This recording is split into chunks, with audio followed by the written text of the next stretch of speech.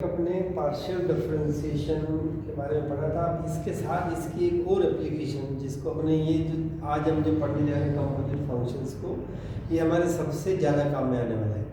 यानी higher classes में जाएंगे तो भी ये चीज़ काम है, इसको ठीक से समझने की आवश्यकता है। अपने किसी कंपोजिट फंक्शन कैसे कहेंगे, मान लीजिए u मेरे पास x और y का फंक्शन है। हम ये कहते हैं कि u x y का फलन है, जहाँ x और y इंडिपेंडेंट वेरिएबल होंगे और y u डिपेंडेंट वेरिएबल हो गया। जब एक से ज़्यादा इंडिपेंडेंट वेरिएबल हो जाते हैं तो हम उसका पार्शियल डिफरेंशिएशन करते हैं।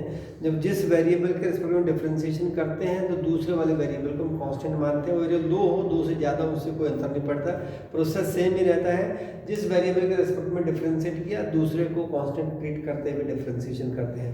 तो कंपोजिट फंक्शन क्या होता है कि मान लीजिए मेरे पास u है, वो x और y का फंक्शन है। आगे यदि x है वो भी किसी दूसरे वेरिएबल का फंक्शन है और y भी कोई दूसरे वेरिएबल का फंक्शन है, तो ऐसे जो फंक्शंस होते हैं इनको हम कहते हैं कंपोजिट फंक्शंस। अब इसमें क्या हो गया, एक फंक्शन ऑफ फंक्शंस हो गया। u है वो x और y का फंक्शन है, x किसका फंक्शन है, t का फंक्शन है, y किसका फंक्शन है, t का फंक्शन है।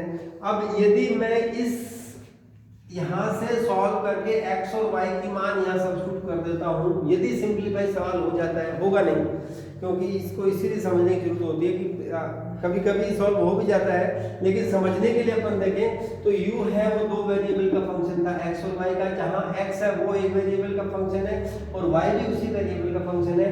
यदि x और y से हल करके किसी प्रकार से मान निकलते हैं या सब्स्टिट्यूट करते हैं, मेरे पास ये क्या बनेगा, वापस एक सिंगल वेरिएबल का फंक्शन बन गया। यानी फाइनली जहाँ से मैं चला और जहाँ मैं अभी हूँ, इन दोनों का डिफरेंस देखें तो मेरे पास अंत में जाकर के होता है कि u is a function of t। तो u t का फंक्शन है, यानी डिपेंडेंट वेरिएबल तो एक होता ही है, इंडिपेंडेंट वेरिएबल भी एक हो गया। तो यदि मुझे इस u का डिफरेंशिएशन करना है तो मुझे एक ही अंतिम वेरिएबल एक होने के कारण इसका जो डिफरेंशिएशन होगा वो होगा du by dt। अब du by dt का मान कितना आएगा ये याद करना, ये धीरे से समझने की आवश्यकता है क्योंकि रट्टा लगाने से काम नहीं चलेगा। तो अब चूंकि u का डिफरेंशिएशन मैं कर रहा हूँ किसके रिस्पेक्ट में, t, क्योंकि मेरे पास फाइनल वेरिएबल t, x और y बीच के इंटरमीडिएट वेरिएबल हो गए।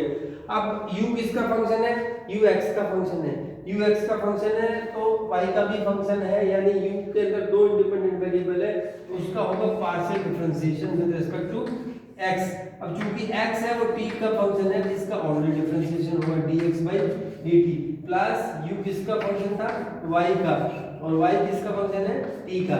ये मेरे पास किसी कंपोजिट फंक्शन है तो उसके लिए फार्मूला ये लगेगी du by dt is equal to partial differentiation of u with respect to x, ordinary differentiation of x with respect to t, plus partial differentiation of u with respect to y and ordinary differentiation of y with respect to t। Differentiation तो differentiation ही है, ordinary कहने का मतलब केवल इतना ही है कि dependent independent variable उसमें एक है, बाकी डिफरेंशिएशन तो sin x का cos x ही होना है, चाहे वो पार्शियल करें चाहे ऑर्डिनरी करें। लेकिन समझने के लिए है कि जहाँ ये इसको रिप्रेजेंट कर रहा है कि सिंगल वेरिएबल है, इसलिए यहाँ सिंबल में ये आएगा। एक गुणा समझ करके काटा पीटी का काम अपने को नहीं करना है।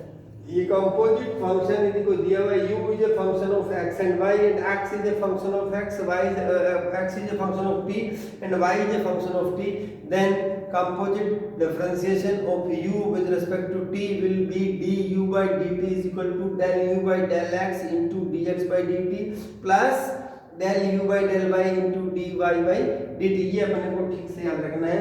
ये बात हुई जब मेरे पास एकल फंक्शन का कंपोजिट फंक्शन है।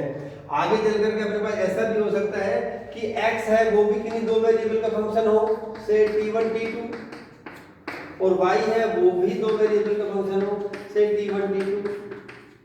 तो इसमें मेरे पास ये हो गया, प्रारंभ में u है वो दो इंडिपेंडेंट वेरिएबल का फंक्शन था और दोनों इंडिपेंडेंट वेरिएबल वापस आगे चल करके किन्हीं दो नए इंडिपेंडेंट वेरिएबल के फंक्शन हो गए। यदि फिर यहाँ से मान निकाल करके मैं हल करता हूँ तो u मेरे पास अब यहाँ पर आएगा t1 और t2 का फंक्शन, और t1 और t2 का फंक्शन आने का मतलब वापस अपने को पार्शियल डिफरेंशिएशन करना पड़ेगा। तो यदि इस कंपोजिट वाले में अपने को समझना है तो अब ये देखिए चीज तो ये वाली रहने वाली है, लेकिन चूंकि ये एक वेरिएबल का फंक्शन था तो ये हो गया du/dt। अब इसमें थोड़ा सा परिवर्तन करके आपको जो याद रखना है वो ये है, और बहुत ध्यान से समझना, एक बार वापस रिपीट करूंगा इसको मैं, कि अब चूंकि यहाँ अंत में चल करके u एक अकेले वेरिएबल का फंक्शन हो गया था t, इसलिए हमने कहा du/dt। अब अकेले का फंक्शन नहीं है, किसका फंक्शन है? t1 का भी है, t2 का भी है। एक से ज्यादा इंडिपेंडेंट वेरिएबल होते डिफरेंशिएशन हो जाएगा पार्शियल, आंशिक अवकलन। तो इसी फार्मूला तो यही है, लेकिन दो टुकड़े हो जाएंगे, इसको याद करिए।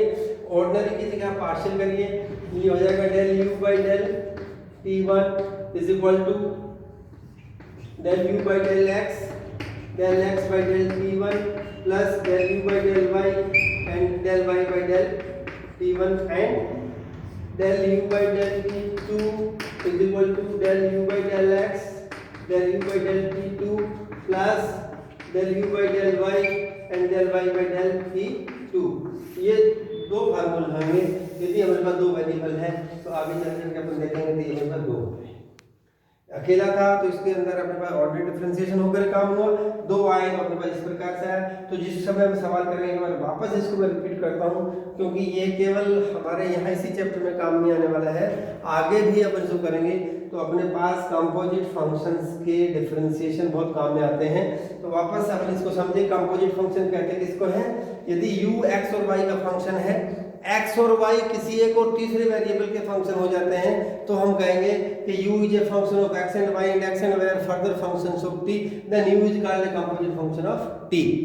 अब अकेले में था तो डिफरेंशिएशन होगा du/dt की फॉर्म में, और यदि आगे चल करके जो इंडिपेंडेंट वेरिएबल x और y थे वो दोनों फिर किसी दो नए वेरिएबल्स के फंक्शंस हो जाते हैं, तो अपन उसको कहेंगे phi1 t1 t2 y phi2 t1 t2। तो उसके अंदर फार्मूला तो याद यही रखना है, लेकिन केवल जहां ऑर्डिनरी डिफरेंशिएशन साइन हो रहा था उसकी जगह पार्शियल हो जाएगा, और यहाँ जो एक फार्मूला था एक की बजाय मिलकर के दो हो जाएगा, एक t1 के रिस्पेक्ट में आएगा और एक t2 के रिस्पेक्ट में आएगा। ये अपने को देखना है। अब इसके सवाल करते हैं अपन। अभी अपन ने किया था कंपोजिट फंक्शन यदि एक वेरिएबल का है तो फार्मूला क्या है, दो वेरिएबल का है तो क्या, इन दोनों को अपन एक एक सवाल करके समझने की कोशिश करते हैं।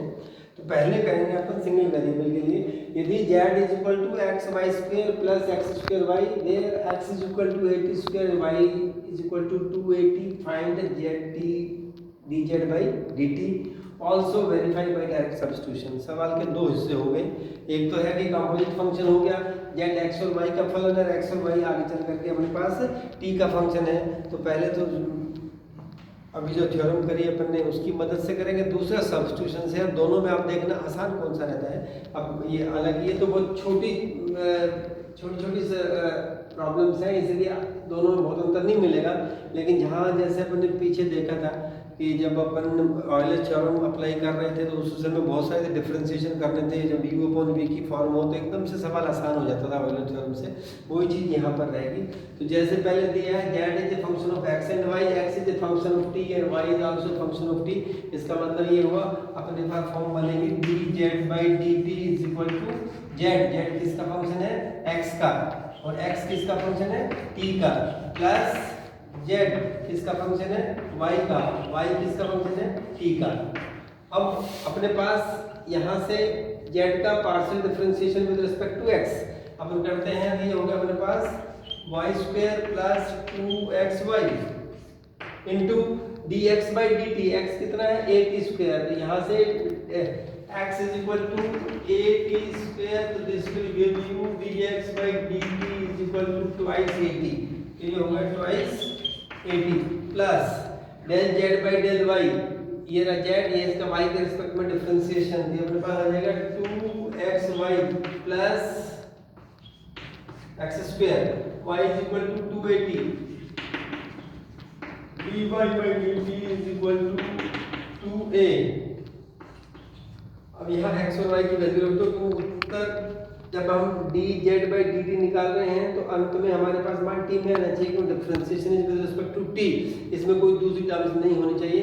तो x की वैल्यू रखें तो हमारे पास आ जाएगा y स्क्वायर, y इज 280, तो 280 is 4a square t square plus 2x 80 square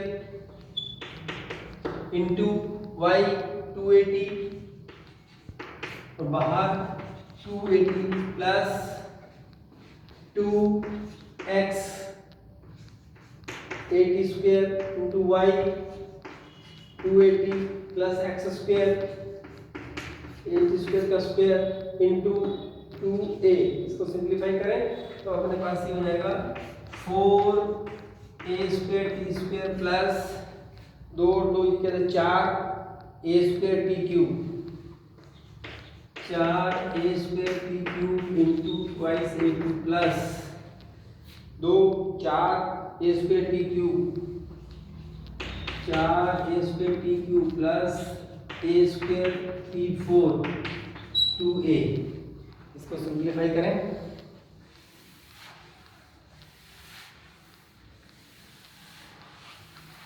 ये अपने पास आ गया। इसमें से कॉमन आ जाएगा 4a square T square 4a square